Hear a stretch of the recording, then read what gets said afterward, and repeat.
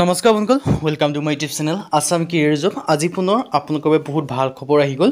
আজি আপোনালোকৰ বাবে বহুত ভাল খবৰ আহিছে। বিদ্যুৎ বিভাগৰ ফালৰ পৰা নতুনকৈ চাকৰি মুকলি কৰিছে ৩৫৬০টাকৈ ভেকেঞ্চি। গ্ৰেড 3 আৰু গ্ৰেড 4 লেভেলৰ ভেকেঞ্চি হয়। 10 পাছ, 12 পাছ, ডিগ্ৰী পাছ সকলোৱে আবেদনসমূহ কৰিব পাৰিব।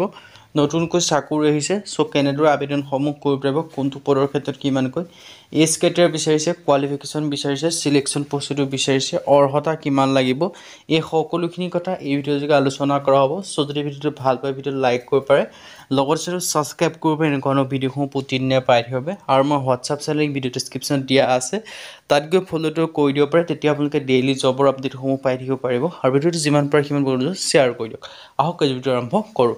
ইয়াত আপোনালোকে দেখিছে বিজুলী বিভাগ ৰিক্ৰুইটমেণ্ট 2025ৰ কাৰণে আহিছে। বিজুলী বিভাগৰ ফালৰ পৰা নতুনকৈ ৰিক্ৰুইটমেণ্ট মুকলি কৰিছে 2025ৰ কাৰণে।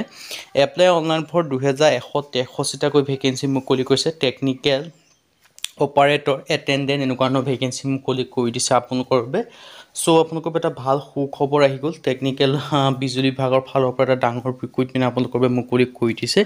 চ' মই পোনপ্ৰথমে আপোনালোকক অভাৰভিউটো দিব বিচাৰিছোঁ। বিজুলী বিভাগ ৰিক্ৰুইটমেণ্ট 2025ৰ কাৰণে আহিছে। RVNL ফালৰ পৰা আহিছে। পোষ্ট নেমখিনি আপোনালোকে দেখিছে technician grade 3, operator, plane attendant এনেকুৱা ধৰণৰ আপোনালোকে ভেকেঞ্চি দেখিবলৈ পাব। 10 পাছ, 12 পাছ লেভেলৰ ভেকেঞ্চি যিহেতু আপোনালোকৰ বাবে মুকলি কৰি দিলে। চ' এই ভেকেঞ্চিখিনিৰ ক্ষেত্ৰত যদি আপোনালোকে বৰ্তমানলৈকে আবেদনসমূহ কৰা নাই, আপোনালোকে কৰি ল'ব পাৰিব। আৰু এজ লিমিটটো দেখিব পাইছে মিনিমাম এজ 18 বছৰ, মেক্সিমাম আপোনালোকে 28 বছৰলৈকে আবেদনসমূহ কৰি ল'ব পাৰিব। 18ৰ পৰা 28 বছৰ ভিতৰত সকলো কেণ্ডিডেট ভেকেঞ্চিখিনিৰ ক্ষেত্ৰত আবেদনসমূহ কৰি ল'ব পাৰে। লগতে আপোনালোকে এজ ৰিলেক্সেশ্যনসমূহ লাভ কৰিব পাৰিব। SC SC ক্ষেত্ৰত 5 বছৰকৈ, OBC ক্ষেত্ৰত 3 বছৰকৈ লাভ কৰিব। আৰু PWBDৰ ক্ষেত্ৰত 10 বছৰ পৰ্যন্ত এজ ৰিলেক্সেশ্যনসমূহ লাভ কৰিব পাৰিব।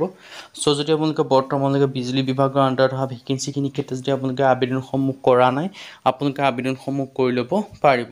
চ' এটা ভাল সুখবৰ, এটা সুযোগ আপোনালোকৰ বাবে মুকলি কৰি দিছে। চ' এই সুযোগ আৰু সুখবৰটো আপোনালোকে নেহেৰুৱাব।